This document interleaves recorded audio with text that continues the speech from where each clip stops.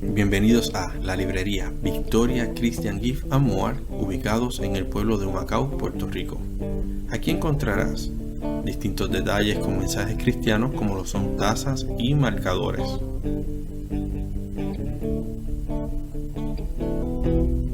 También encontrarás los libros de tus autores favoritos, Biblias de referencia y estudio y un rico café.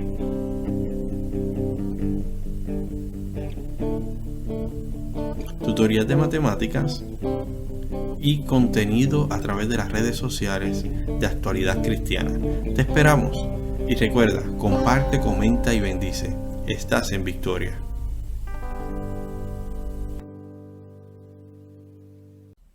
La paz del Señor sea con todos. Nuevamente, el hermano Eliud Espinosa, un saludo en el amor de Jesucristo para todos ustedes.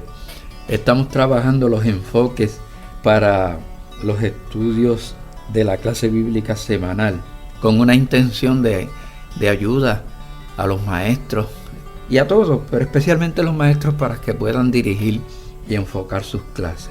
Hemos comenzado un tema de unidad que dice estudio de la carta a los Colosenses. El tema de esta clase sería la clase número 21. Cristo es la imagen del Dios invisible. Y la lectura base está en Colosenses 1, 10 al 29. Recuerden que solo les estamos dando un enfoque de ayuda para que poder estructurar y dirigir las clases. Quisiera comenzar con algunas definiciones que nos serán útiles en el desarrollo del enfoque. La primera definición es himno. Dándoles una definición general, es una composición poética en alabanza a Dios. Muchas denominaciones lo dicen a la Virgen y otros a los santos. Entre los gentiles es una composición poética en loor de sus dioses o héroes. Otra definición que quiero dar es métrica, que es el arte que trata la medida de los versos, sus especies y las combinaciones que con ellos pueden formarse. Y una bien importante que quiero que me la escuchen bien, se la pueden aprender si les es posible, es paralelismo, que es la práctica de balancear un pensamiento o frase con otro pensamiento correspondiente o frase que contenga o que contiene aproximadamente el mismo número de palabras o una correspondencia en las ideas. Lo vamos a ver. Cuando el apóstol Pablo escribió la carta a los Colosenses, pues la iluminación del Espíritu Santo estuvo presente, porque es el Espíritu Santo quien conoce todas las cosas aún antes que acontezcan. Es por eso que Pablo pudo dar advertencias y enseñanzas que son aplicables tanto hacia el futuro como en el presente. La posición de los gnósticos de aquella época no tiene ninguna diferencia con la que presentan los enemigos de la iglesia hoy día. Es el mismo enemigo luchando contra la iglesia de Jesucristo y su mensaje. Así que los versículos del pasaje bíblico que tenemos presente hoy encierran una unidad de pensamiento hacia esa controversia, la enemistad que tiene el diablo contra la iglesia de Jesucristo. Por la composición literaria que tienen los versículos 15 al 20 del pasaje que presentamos hoy, se les ha llamado himno cristológico, ya que presentan cierto paralelismo. Por eso fue que les dije que estuvieran pendientes de la definición de paralelismo. Contrario a la composición contemporánea, que es por la métrica, la característica más notable de la poesía o salmodia hebrea es el paralelismo. Y es muy acertada la forma como lo presenta Guillermo Hendrickson en su libro Comentario a los Colosenses. Y como me gustó tanto la forma, quiero presentarla tal y como él la desglosa en su libro. Él divide el pasaje en dos columnas para demostrar el paralelismo que hay con la relación entre el tema de la carta y las dos divisiones que él hace. Veamos cómo él muestra la preeminencia del Hijo. Él hace 2 columnas. En la izquierda, de los versículos 15 al 17, él va a presentar a Cristo en la creación. Y en la de la derecha, en los versículos 18 al 20, él va a presentar a Cristo en la redención. Y ahí nos va a dar el paralelismo.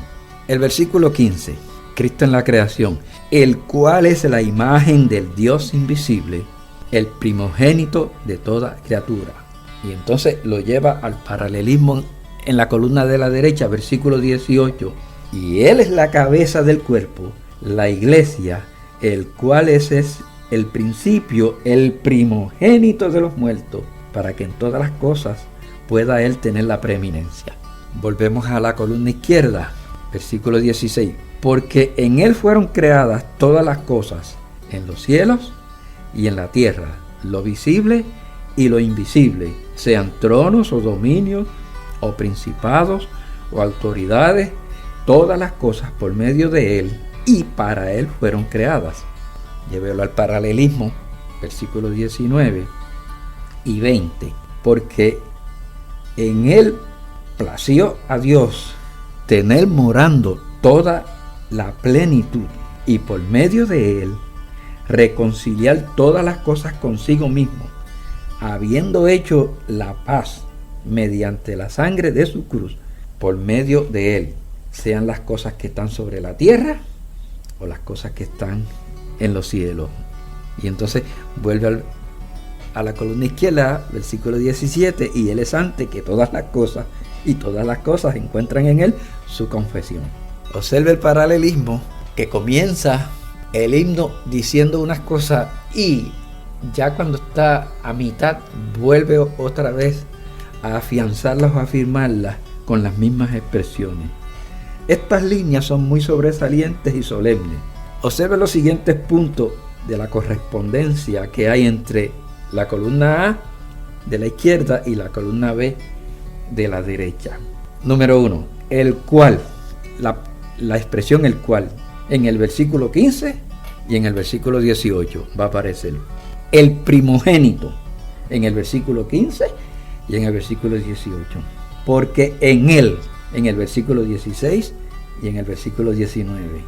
En los cielos y en la tierra, versículo 16 y versículo 20. O sea que no solo aparecen las mismas expresiones en ambas columnas, sino que aparecen en la misma secuencia. Se ve un paralelismo definido de idea y de forma. La gloria de Cristo en la creación es igualada por su majestad en la redención. También hay otros detalles que son parecidos. La expresión todas las cosas aparece 4 veces en los versículos 15 al 17 y 2 veces en los versículos 18 al 20. Y las palabras por medio de él, del versículo 16, se repiten 2 veces en el versículo 20. Catalogar este pasaje como himno original de Pablo ha sido motivo de controversia a través de todos los tiempos. Los comentaristas han diferido en sus posiciones sobre esta situación. Algunos alegan que es un himno gnóstico acuñado por Pablo para basar su argumento. Otros dicen que es un antiguo himno cristiano de alabanzas a Cristo, aumentado con las palabras y Él es la cabeza del cuerpo, la iglesia. Yo me identifico más con los que creen que es una confesión cristológica iluminada por el Espíritu Santo y compuesta por Pablo. El apóstol nunca usó el estilo de presentar el Evangelio iniciando su ponencia a base de lo que dijera el enemigo de la iglesia, que es Satanás. Sobre eso, vea el caso en Filipos, Hechos 16, del 16 en adelante. Si Pablo permite que la gente crea por lo que dice la adivinadora, le va a otorgar el poder del Evangelio al Dios de ella. Es por eso que lo reprende. Por la reputación de la muchacha, entonces eso es lo que implicaban sus palabras. Lo que yo les he dicho, estos hombres lo confirman. Y esa no es la eficacia del Evangelio. Otro caso es el de Grecia, en Hechos 17, versículo 22 en adelante. Pablo usó el argumento como demostración de la ignorancia del pecado en el cual ellos vivían. Al Dios no conocido, ese es el que yo predico. Así que acorde con el leccionario de la clase, yo también lo identifico un himno cristológico expuesto por Pablo. Y en este capítulo, Pablo es muy expresivo y muy claro en cuanto a los beneficios de la obra de Cristo para los creyentes. Versículos 12 al 14. Obsérvelo bien, en el versículo 12 al 14. Nos hizo aptos para participar de su herencia. Nos hizo sus hijos y nos rescató del reino oscuro de Satanás. Nos trasladó al reino de su Hijo amado. Con su sangre compró nuestra libertad del pecado y del juicio. Y por último, perdonó todos nuestros pecados. Así que, si sigue adelante, los versículos 15 al 16 son una de las declaraciones más fuertes que se encuentran en la Biblia acerca de la naturaleza divina de Cristo. Jesús no es solo igual a Dios, Él es Dios. Esa es la afirmación de Pablo. Este capítulo es bello, es contundente. Si usted busca los versículos 17 al 23, en la iglesia colosense había varias ideas erróneas acerca de que Cristo, o acerca de la divinidad de Cristo, o acerca de Cristo. Y Pablo, las refutó directamente. Número 1. Los falsos maestros consideraban la materia como mala y para eso argumentaban que Dios no había venido a la tierra como humano verdadero en forma corporal. Pablo les declara que Cristo es la imagen exacta de Dios, el mismo Dios, y aún así murió en la cruz como un ser humano. Otra interpretación errónea que tenían en la iglesia de Colosas, decían que Dios no había creado al mundo porque Él no hubiera creado lo malo. Pablo les declara que Jesucristo, quien también es Dios en la carne, es el creador del cielo y de la tierra. Otro pensamiento negativo, decían que Cristo no era el único Hijo de Dios, sino uno de los muchos intermediarios entre Dios y la humanidad. Pablo explicó que Cristo existió antes de cualquier cosa y que es supremo sobre todos los resucitados. Sobre esta disciplina actualmente de conocimiento general que hay gentes que han cambiado la mediación de Dios o de Cristo hacia Dios. Hay un solo Dios y un solo mediador, y entonces la han cambiado por imágenes. Es el único mediador, según ellos, en el caso específico, con respeto lo digo, de los que tienen a María, la presentan como que no tuvo más hijos, como única mediadora. No obstante, la Biblia no registra que María resucitara. Y entonces la teología se caería desde ese punto de vista también, porque resucitará junto con los santos.